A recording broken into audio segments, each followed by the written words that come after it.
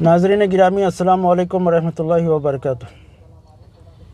میں ایرانی عوام کو سلام پیش کرتا ہوں، ان کی جرأت کو، ان کی ہمت کو اور اسلام سے وابستگی کو کہ وہ دنیا کی تمام اسلام دشمن طاقتوں کی ظلم کے آنے والی دور کو برداشت کرنے کے لیے اور صبر کرنے کے لیے تیار ہیں، لیکن اپنے اسلام سے وابستگی اور اسلامی قیادت سے اپنی جو وفاداری ہے اس کا سودا کرنے تیار نہیں۔ تو قرآن مجید میں یہی کہا گیا کہ وَقُلْ جَاءَ الْحَقُّ وَزَهَقَ الْبَاطِلُ إِنَّ الْبَاطِلَ كَانَ زَهُوقًا۔ جب اسلام سے چمٹ جاؤ گے، حق کے لیے ڈٹ جاؤ گے تو باطل چلا جائے گا، اور باطل تو جانے ہی کے لیے آج نہیں تو کل جانے والا ہے۔ اگر وہ حملہ کرتا بھی ہے تب بھی جائے گا، نہیں کرتا تب بھی جائے گا۔ شرط یہ ہے کہ ہم اسلام سے اور اسلامی قیادت سے وابستگی کو برقرار رکھیں۔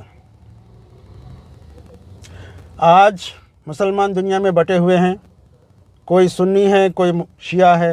ہم یہ سمجھتے ہیں بعض سنی لوگ کہ اگر ایران پر حملہ ہوتا ہے تو پھر کوئی بات نہیں، وہ تو شیعہ ہے، اور اگر ترکی پر یا سعودی عربیہ پر اگر کوئی حملہ ہوتا ہے تو شیعہ سمجھتے ہیں کہ یہ سنیوں پر حملہ ہے۔ لیکن جو دشمن ہے وہ یہ نہیں دیکھ رہا ہے کہ شیعہ کون ہے، سنی کون ہے، وہ صرف یہ دیکھ رہا ہے کہ لا الہ الا اللہ محمد رسول اللہ کون بولتا ہے۔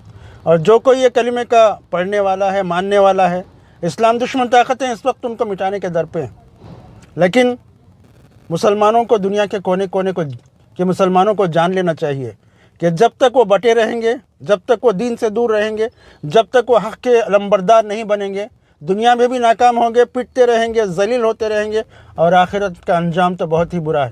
لہٰذا سارے دنیا کے مسلمانوں کو جان لینا چاہیے کہ ان کی بقا، ان کا سلامتی اور آخرت میں کامیابی صرف اسلام سے جڑ جانے، اسلام کی تعلیمات پر عمل کرنے اور حق کے ساتھ جینے اور حق کے لیے مرنے کی ارادہ کریں، کوشش کریں، ہمت کریں، اللہ سے اپنی وفاداری کا اعلان کریں، اس کا عملی اظہار کریں، تو دنیا کی کوئی قوت ٹکرانے کے بعد باقی نہیں رہے گی۔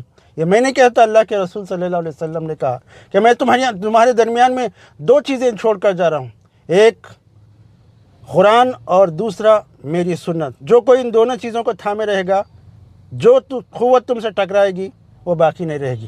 یہ مفہوم ہے حدیث کا۔ اللہ تعالی ہمیں اس پر عمل کرنے کی توفیق دے۔ السلام علیکم ورحمۃ اللہ وبرکاتہ۔